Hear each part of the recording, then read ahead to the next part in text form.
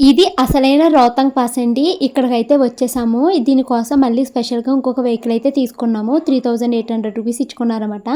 ఇది రోహతంగ్ పాస్ అయితే మా క్యాబ్ డ్రైవర్ చాలా చీటింగ్ చేశాడండి. మమ్మల్ని మోసం చేద్దాం అనుకున్నాడు కానీ, మా ఆయన అసలు ఒప్పుకోలేదనమాట. ఇది రోహతంగ్ పాస్ కాదు, కాదు అని ఆర్గ్యుమెంట్ చేసి ఎలా అయితే పైకొచ్చాం కానీ, మాకు కొంచెం ముందొచ్చుంటే బావుండని అనిపించింది. ఎందుకంటే మార్నింగ్ 10 నుంచి 4:00 వరకు కింద ఎక్కడ మంచు దెబ్బలు లేని చోట టైం స్పెండ్ చేసామా. ఇక్కడ ఇంత మంచి ఉంది, ఇక్కడ టైం స్పెండ్ చేద్దాం అనుకునేసరికి టైం అయితే అయిపోయిందనమాట. 6 తర్వాత ఇంకా అందరూ వెళ్ళిపోతున్నారు. సో ఇంకా అక్కడ మేము తీసుకున్న కొన్ని ఫొటోస్ అయితే ఇక్కడ మీతో షేర్ చేస్తున్నానండి. ఈ సిమ్లా మనాలి ట్రిప్‌లో ఈ డేని మేము చాలా ఎంజాయ్ చేశాము. మా వారితో నేను చాలా మంచి క్వాలిటీ టైంని స్పెండ్ చేశాను. అత్తయ్య, మావయ్య గారు కూడా ఇక్కడ చాలా బాగా ఎంజాయ్ చేశారు. చిన్న పిల్లల్లాగా వాళ్ళకి తీసిన ఫోటోలు చూసుకుని మురిసిపోతుంటే నాకు భలే హ్యాపీ అనిపించిందండి.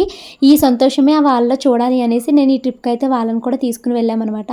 ఇంకా చాలా ఫొటోస్ అయితే ఉన్నాయి.